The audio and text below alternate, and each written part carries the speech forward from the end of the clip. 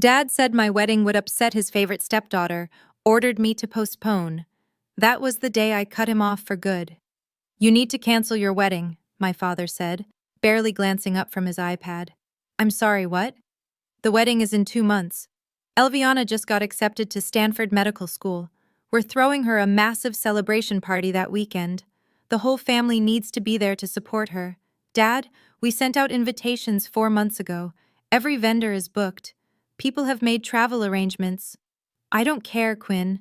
Elviana's achievement takes priority here." I stood frozen in my parents' living room, certain I'd misheard. But the cold expression on my father's face told me everything I needed to know. My wedding, the day I'd been planning for over a year, meant nothing compared to my stepsister's accomplishment. Hi, I'm Tessa, and this is my story. But before I continue, I want you to understand something. I used to worship my father. He was my hero, my protector, the man who taught me how to ride a bike and cheered the loudest at every school performance. That man disappeared the day he married Diane. Let me back up. Growing up, life was simple and beautiful. My dad owned a successful construction company in suburban Atlanta. My mom was a school librarian with the warmest smile you've ever seen. My younger brother Matthew and I had the kind of childhood you see in movies: backyard barbecues, family game nights, annual trips to the Outer Banks. We were happy. Then Mom got sick, cancer. It took her fast, 18 months from diagnosis to funeral. I was 14, Matthew was 12. Dad was devastated, but he held us together. For 2 years, it was just the three of us against the world, learning how to function without the woman who'd been our anchor. Then Dad met Diane at a business conference when I was 16. She was everything Mom wasn't. Mom had been soft-spoken and gentle. Diane was loud and commanding. Mom wore jeans and cardigans. Diane wore designer labels and too much perfume. Mom made us homemade chocolate chip cookies. Diane ordered gluten-free organic everything from Whole Foods. But Dad was lonely, and Diane was persistent. 6 months after they met, she moved into our house with her 2 daughters, Elviana, who was exactly my age, and Paige, 2 years younger. The change was immediate and brutal. Elviana was perfect, straight A's at our private school, captain of the debate team, volunteer coordinator at the children's hospital. Every conversation at dinner became about Elviana's latest achievement, Elviana's future plans, Elviana's incredible potential. Meanwhile, Paige was quiet and creative, always sketching in her notebooks. She got lost in Elviana's shadow, just like Matthew and I did. My soccer trophies disappeared from the mantle, replaced by Elviana's academic awards. Dad's home office, where I used to do homework while he worked on blueprints, became Elviana's private study space because she needed absolute silence for her AP courses. I was maintaining a 3.9 GPA while working 20 hours a week at a local coffee shop, saving money for college. But according to Dad, I should be more like Elviana, more driven, more focused, more everything. Matthew had it worse. He went from being Dad's fishing buddy to completely invisible. He started spending every weekend at friends' houses, anything to avoid watching the Elviana show. But nothing prepared me for what came next. Senior year, everything fell apart. I'd been saving for college since sophomore year. Every paycheck, every birthday check from relatives, every dollar went into my college fund. Dad had promised to match whatever I saved. That was our deal. Work hard, save money, and he'd help me get to a good school without crushing debt. By April, I had $15,000 saved. With Dad's match, that would give me $30,000 toward tuition at the University of North Carolina, where I'd been accepted into their journalism program. I was so proud. I'd done it myself, proved I was just as capable as perfect Elviana. Then Elviana got into Georgetown. Diane threw an absolute fit about the tuition. $60,000 a year? How are we supposed to afford this? She's worked so hard for this opportunity. We can't let finances hold her back now. I should have seen it coming. Dad called me into his office one evening in May. "Tessa, We need to talk about your college fund. My stomach dropped. Elviana's tuition at Georgetown is substantial, and Diane is right. We can't let this opportunity pass, so I'm going to need to borrow your savings, just temporarily. We'll pay you back within 2 years, I promise. Borrow? Dad, that's my money. I earned every cent of that. And I'm proud of you. But this is about family helping family. Elviana's going to Georgetown. You can go to Georgia State. It's more affordable, and it's a perfectly good school. What about your match? You promised. Plans change, Tessa. You're resourceful. You'll figure it out. He took everything. All $15,000 of my savings. No match. No loan paperwork. Just gone. I ended up at Georgia State on a partial scholarship, working 2 jobs, one at a restaurant, another doing social media for local businesses.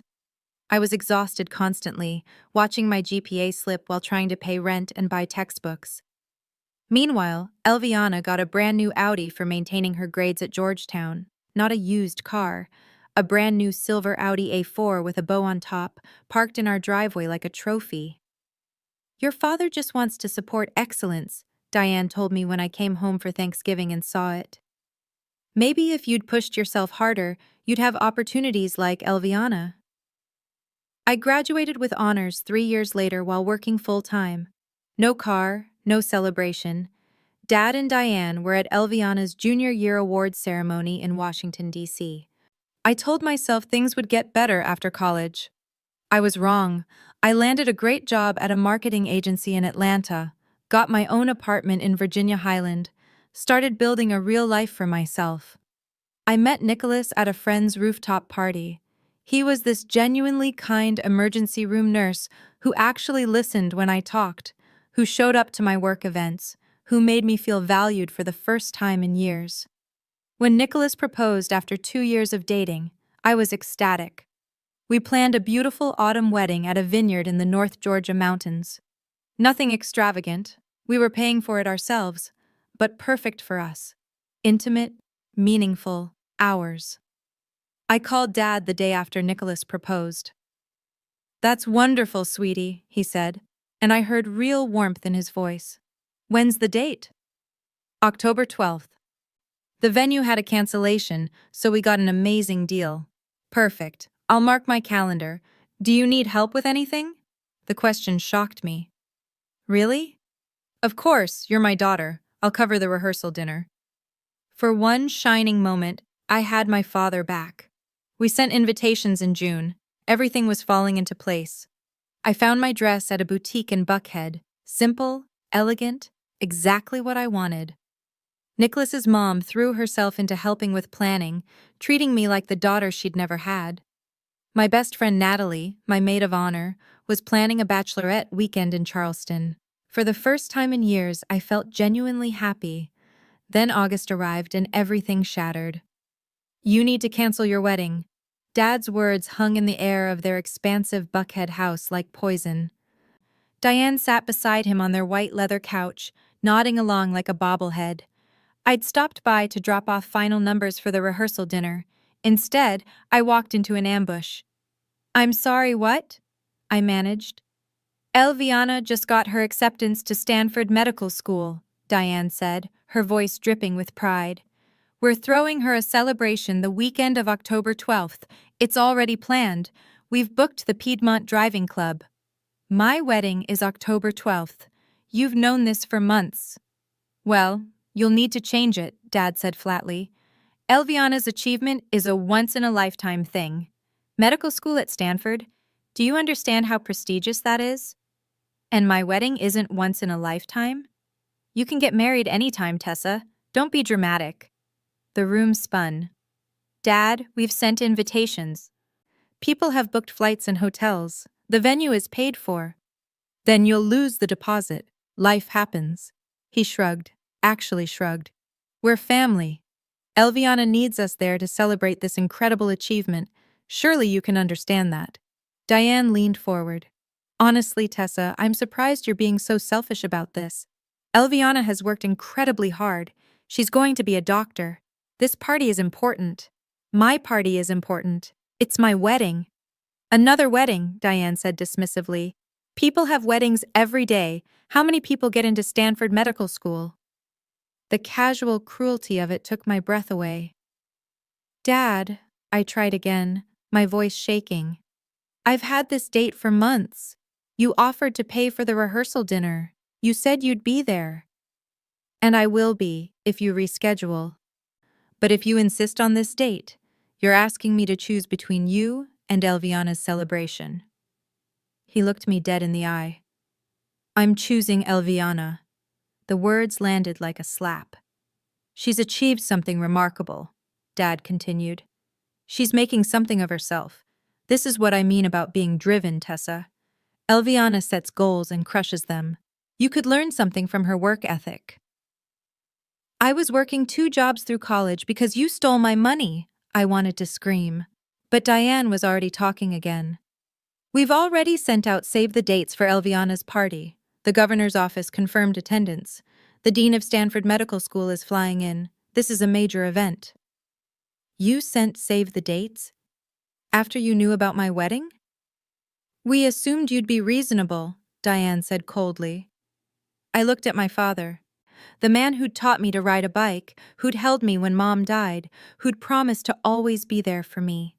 The man who'd just told me to cancel my wedding for a party. No, I said quietly. What? No, I'm not canceling my wedding. October 12th is my day. It's been my day for months. If you choose not to come, that's your choice. Dad's face hardened. Don't be stupid, Tessa. You're throwing away your family over stubbornness. I'm not throwing anything away. You are. I walked out before they could see me cry.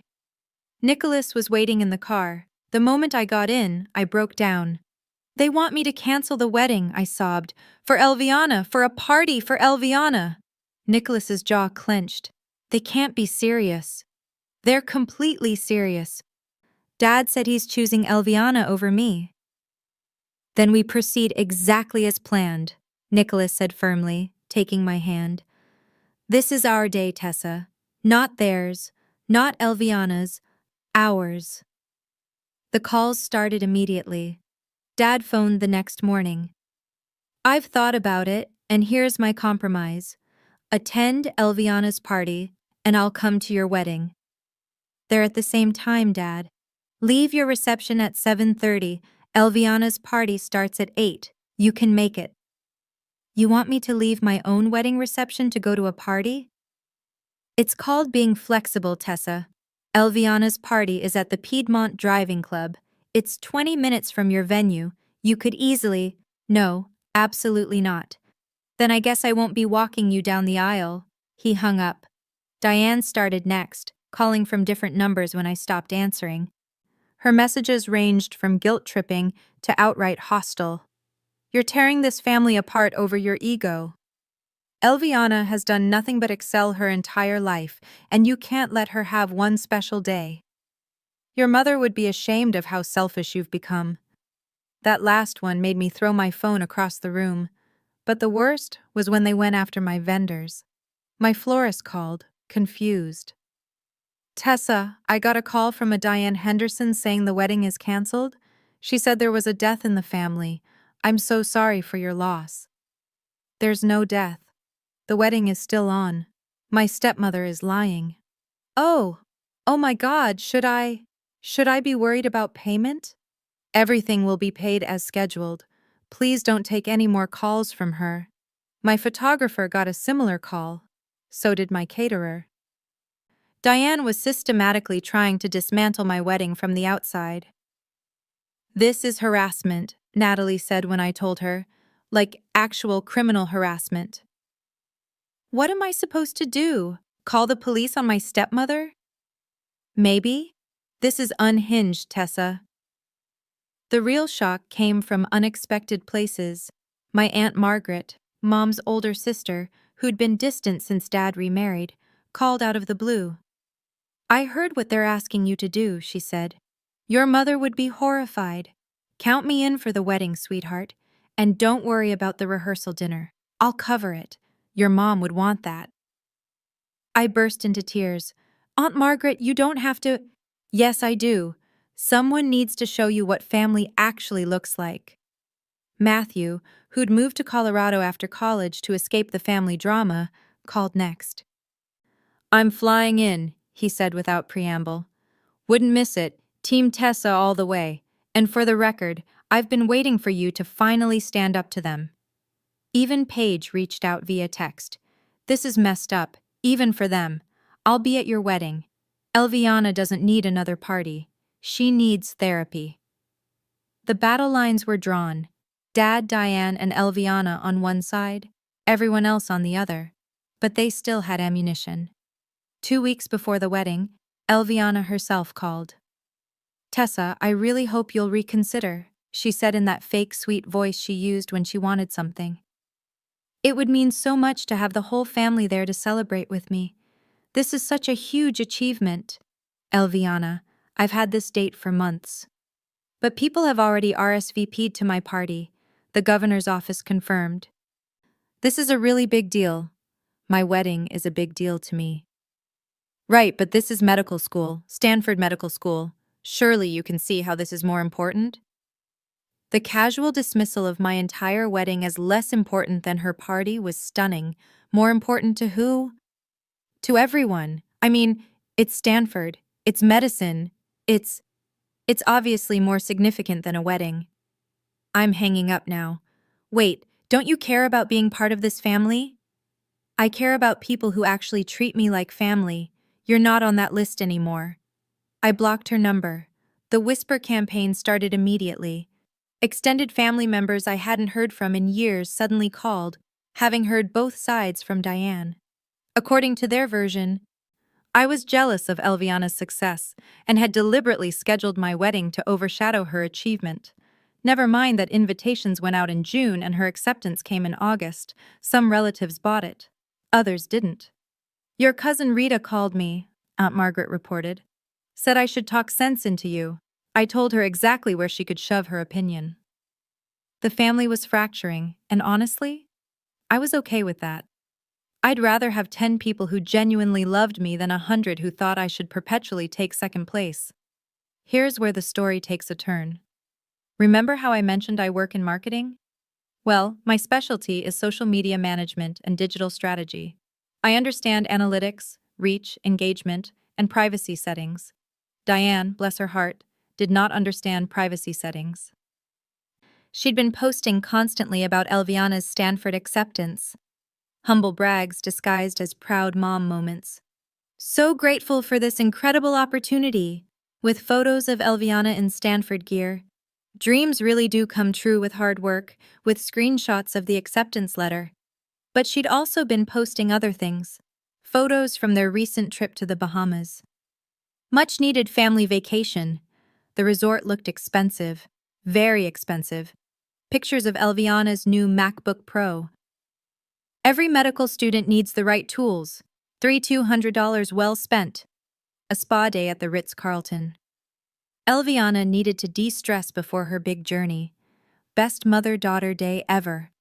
All of this posted publicly, all of it time-stamped, all of it very much contradicting the story they'd told about needing my college fund money. I started screenshotting everything, not for revenge, just for receipts. Then Natalie, who works as a paralegal, noticed something interesting. Tessa, did you know your stepmother started a GoFundMe? A what? Natalie showed me her phone. There it was. Help Elviana achieve her Stanford dreams. The description made my blood boil. Our brilliant daughter Elviana has been accepted to Stanford Medical School, a dream come true. Unfortunately, medical school costs are overwhelming for our middle-class family. We're struggling to make ends meet while ensuring Elviana gets the education she deserves. Every dollar helps. Any contribution, no matter how small, brings us closer to making her dreams a reality. We're so grateful for your support during this challenging time. Middle class? Dad's construction company was worth millions. Challenging time? They'd just gotten back from the Bahamas. Look at the donations, Natalie said. They'd raised $12,000 in 3 weeks. Neighbors, Dad's business associates, people from their church, all contributing to help struggling Elviana afford medical school, while spending my college fund money on vacations and luxury goods. This is fraud, Natalie said flatly, like textbook fraud. They're misrepresenting their financial situation to solicit donations. I didn't want to get involved. I was trying to focus on my wedding, on my future with Nicholas, on moving forward, but Natalie had other ideas. I'm not letting them get away with this, she said. They stole from you. Now they're stealing from everyone else. Natalie, you don't have to do anything. But I'm sending these screenshots to every single person who donated. And she did. Anonymously, from a burner email address, Natalie sent a comprehensive package to every GoFundMe donor: the Bahamas vacation photos, the $3,200 laptop receipt, the spa day pictures, the country club membership renewal that Diane had proudly posted about, screenshots of their expensive home, their luxury cars, their lifestyle that screamed wealthy, not struggling. The subject line was simple: where your donation really went. The backlash was immediate and brutal. Donors started demanding refunds. Comments flooded the GoFundMe page. Someone reported it to the platform for fraud. Within 48 hours, the campaign was shut down and under investigation. But I didn't know any of this was happening. I was in the final week before my wedding, dealing with last-minute details, trying to process the fact that my father wasn't going to be there, focused on starting my marriage on a foundation of joy rather than bitterness. Meanwhile, karma was working overtime. Someone, we never found out who, sent the GoFundMe screenshots to Stanford's financial aid office. Medical schools take financial fraud very seriously, especially when it involves incoming students and misrepresented family finances. Elviana's acceptance was put under review. Dad hired lawyers. Diane deleted her social media accounts. Elviana posted a tearful video claiming they'd been misunderstood and that family members were jealously sabotaging her success. The video got ratioed into oblivion. My phone started blowing up with texts from extended family members. Did you see what's happening? Your dad and Diane are in serious trouble. Elviana might lose her Stanford spot. I turned my phone off and focused on what mattered: marrying the love of my life. October 12th dawned absolutely perfect. Crisp autumn air, brilliant blue sky, the North Georgia mountains painted in shades of gold and crimson. The vineyard looked like something from a dream, rows of grapevines stretching into the distance, the old barn decorated with fairy lights and white flowers. I got ready, surrounded by people who actually loved me. Natalie, crying while helping me into my dress. Aunt Margaret, fixing my veil and telling me I looked exactly like Mom on her wedding day. Paige, who'd driven up from Athens despite the family drama, taking photos and telling me I was the most beautiful bride she'd ever seen. Matthew knocked on the door at 2:45. Ready, sis? Aunt Margaret was supposed to walk me down the aisle. We'd planned that after Dad's ultimatum. But Matthew had other ideas. Mom would want us both to do it, he said. One on each side. The two people who actually watched you grow up. I ugly cried for 5 minutes, ruining my makeup. Natalie had to fix everything. The ceremony was perfect. Aunt Margaret and Matthew walked me down the aisle while Canon and Dee played on strings. Nicholas, standing at the altar in his navy suit, had tears streaming down his face. His parents, his 3 brothers, his huge extended family, all there, all beaming, all celebrating us. My real family was there. The people who'd shown up, who'd chosen me, who'd stood by me. The people who mattered. Matthew gave a speech during the reception that had everyone crying. My sister Tessa has always been my hero, he said. After Mom died, she held our family together. She made sure I did my homework, came to my baseball games, taught me how to do laundry when Dad was too grief-stricken to function. She's the strongest person I know, and she deserves every happiness. Nicholas, you're the luckiest guy alive. Welcome to the family, the real family. Paige sat at a table sketching the ceremony, filling her notebook with beautiful drawings, because she knew I'd want to remember every detail. She gave me the notebook later as a gift. I've kept every page. Nicholas's mom pulled me aside during dinner. I'm so sorry your father is missing this, she said, hugging me tight. But honey, his loss. You're the kind of daughter any parent would be blessed to have. Welcome to our family, Tessa.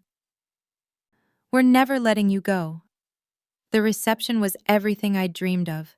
Dancing, laughter, joy, real joy, not the performative kind that permeated every event at Dad and Diane's house.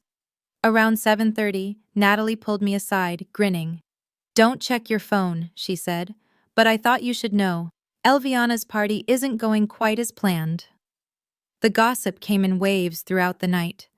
Half their guest list hadn't shown up. Those who did come were apparently there for the drama, not the celebration. A reporter from the Atlanta Journal-Constitution had shown up asking for statements about the GoFundMe fraud allegations. The governor's office had quietly pulled their RSVP. Someone from the IRS had apparently contacted Dad's office about tax implications of the fraudulent fundraising. Diane had a complete meltdown in the Piedmont Driving Club bathroom.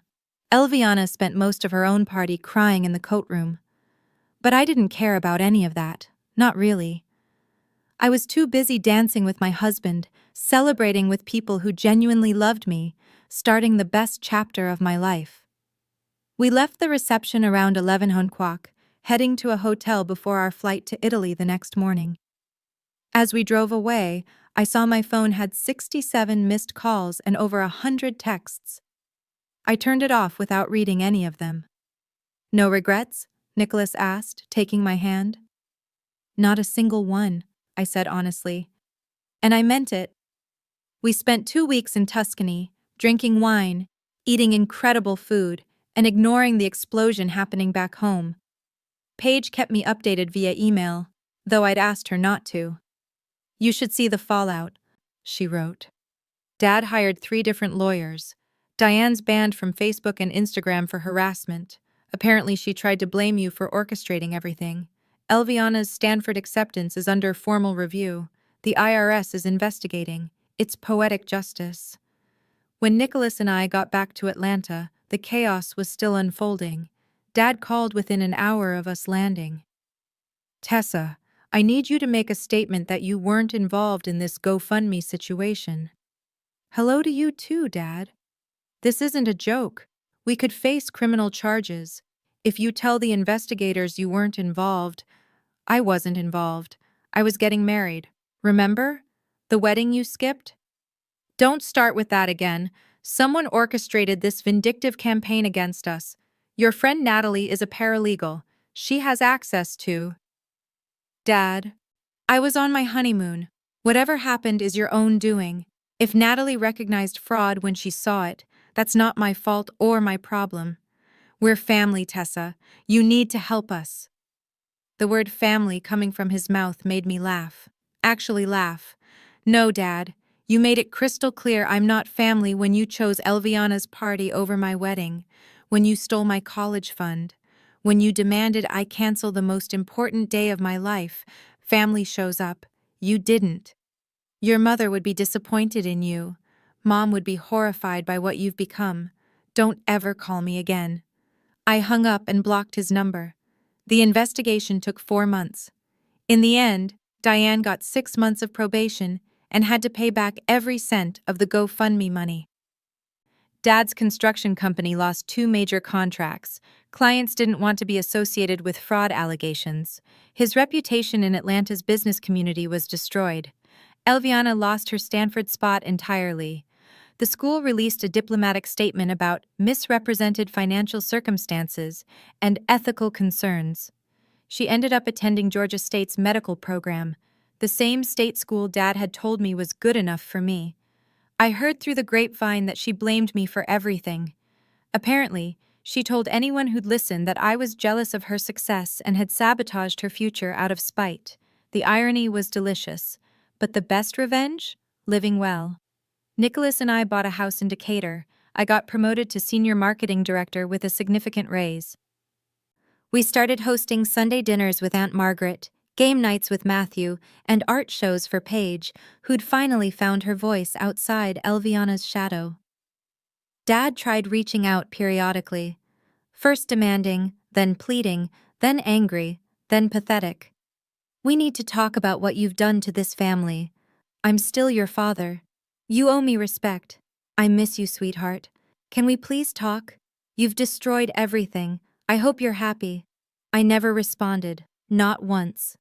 Diane sent one letter, 3 pages of single-space text about how I'd destroyed their lives, ruined Elviana's future, and torn apart the family. She accused me of being vindictive, jealous, selfish, and cruel. I framed it and hung it in my home office. Natalie said that was petty. I said it was art.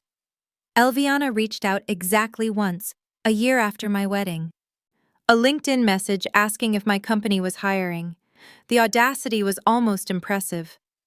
I forwarded her profile to HR with no recommendation. She didn't get the job. The last I heard, Dad and Diane were divorcing. The financial pressure, the legal troubles, the scandal, it broke them. Diane moved back to Tennessee. Dad sold the Buckhead house and downsized to a condo. Elviana moved back in with him, bitter and angry, blaming everyone but herself for how her life turned out. Paige went fully no contact with all of them, following my example. She's thriving now, got into SCAD for illustration, has a growing freelance business, actually smiles when you see her. People sometimes ask if I regret not reconciling, if I feel guilty about how everything turned out. The answer is always no. They made their choices. Every single time they had an opportunity to choose me, to value me, to treat me like I mattered, they chose Elviana instead. When Dad told me to cancel my wedding, he showed me exactly where I ranked in his life. Dead last. Always last. I finally decided I deserved better than last place in my own father's heart. The wedding they missed was the beginning of my real life. The life I built with people who actually love me, who show up, who choose me. That's my family now. The one I built, not the one I was born into. Blood doesn't make family. Love does. Loyalty does. Showing up does. And when someone shows you repeatedly that you don't matter to them, believe them, then let them live with the consequences of their choices. My father chose Elviana over me for the last time when he skipped my wedding. Everything that happened after, that was just the universe settling the score. And honestly, the universe did a beautiful job. Would you have postponed your wedding if your parent demanded it for a stepsister's celebration?